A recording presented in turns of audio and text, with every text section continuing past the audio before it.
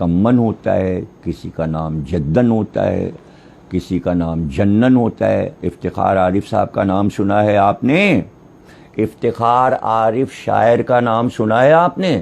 ان کا گھر کا نام معلوم ہے؟ جنن جنن صاحب۔ علامہ طالب جوہری صاحب کا گھر کا نام ہے لڈن۔ یہ سارے نام ہوتے ہیں۔ آپ ان کے گھروں پہ جا کے پوچھئے، خود ان سے پوچھئے کہ یہ عرفیتیں ہیں، یہ نام ہیں، کمن ہے، قمن ہے، سمن ہے، گمن ہے، یہ نام رکھے جاتے ہیں۔ اس میں آپ کو لڈن میں کیا پریشانی ہوگی؟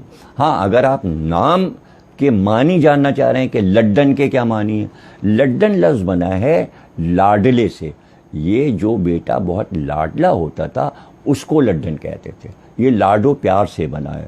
اب آپ اس میں لڈو لگا لیں، آپ اس کو جو ہے گھما پھرا کے لڈنی پہ آپ جھومے چلے جائیں، اس میں حیرت کی کیا بات ہے؟ گھروں میں نام ہوتے ہیں تو اگر آپ کے ناموں کا ہمیں پتہ چل جائے، دیکھیے کیسا ہم مذاق آپ کو بناتے ہیں، لیکن آپ تو اپنا نام چھپاتے ہیں، فیک آئیڈیاں بناتے ہیں، آپ تو اپنی تصویریں تک نہیں دیتے ڈر کے مارے۔ پھر آپ کی شکلیں بھی جو ہیں وہ کسی کی بندر شکل ہے، کسی کی بھیڑیے شکل ہے، کسی کے جو ہے شکرے کی شکل ہے، کوئی جو ہے کتے کی شکل کا ہے۔ سب کی شکلیں میں نے ڈھونڈ ڈھانڈ کے نکالی ہیں، جانوروں سے ملتی ہیں، اس لیے آپ لوگ اپنی اصلی تصویر